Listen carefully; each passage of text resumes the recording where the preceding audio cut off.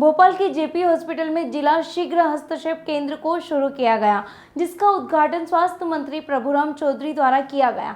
साथ ही में पूर्व मंत्री पीसी शर्मा भी रहे। इसी के साथ नवीनीकरण बिल्डिंग का भी लोकार्पण किया गया। बता दें कि आंगनवाड़ी केंद्रों में जिन बच्चों के लिए किसी भी तरह की कोई स्वास्थ्य संबंधी परेशानी होती है, ऐसे बच्चों के लिए आंगनवाड़ी केंद्रों से जिला शीघ्र हस्तक्षेप केंद्र लाया जाता है और इसी के लिए केंद्र खोला गया है।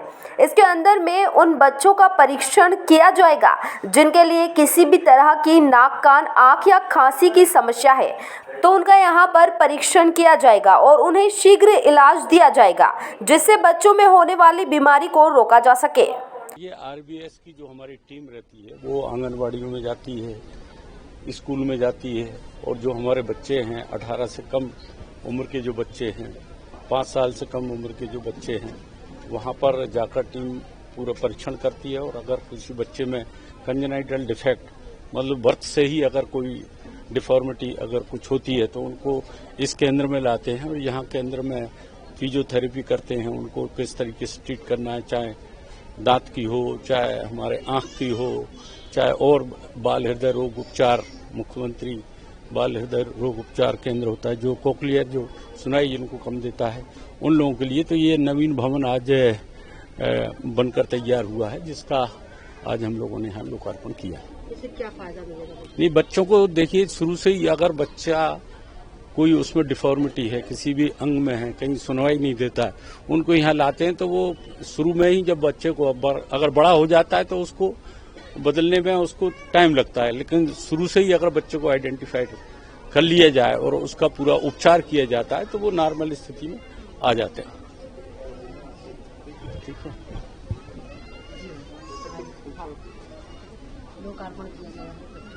ये बहुत ही अच्छा काम हुआ है। अर्ली इंटरवेंशन, बच्चों का नाक, कान, दांत, आँख ये बचपन से ही उसको पकड़ के उसको ठीक करने का काम है। हार्ट है, उसका ऑपरेशन है। बहुत अच्छा काम हुआ है। मैं समझता हूँ इससे बच्चों को फायदा हुआ और ये आगे चल के इनको जब युवा होंगे तब इनको कोई दिक्कत नहीं आएगी। बहुत अच्छा काम हुआ है। मंत्री जी को बधाई देना चाहता हूँ। ये क्या है? जैसा कि आप जानते हैं कि भोपाल में पूर्व से ही राष्ट्रीय बाल स्वास्थ्य कार्यक्रम के अंतर्गत शीघ्र हस्तक्षेप केंद्र संचालित था। अभी इसकी जो बिल्डिंग है इसका नवीनीकरण किया गया है, इसमें कुछ नए आयाम जोड़े गए हैं और इसका एक्सटेंशन भी किया गया है। तो उसका लोकार्पण आज माननीय स्वास्थ्य मंत्री श्री प्रभुराम चौधरी जी द्वारा हमारे क्षेत्रीय विधायक श्री पीसी शर्मा जी और क्षेत्रीय पार्षद मृदुला सजान जी की उपस्थिति में किया गया है।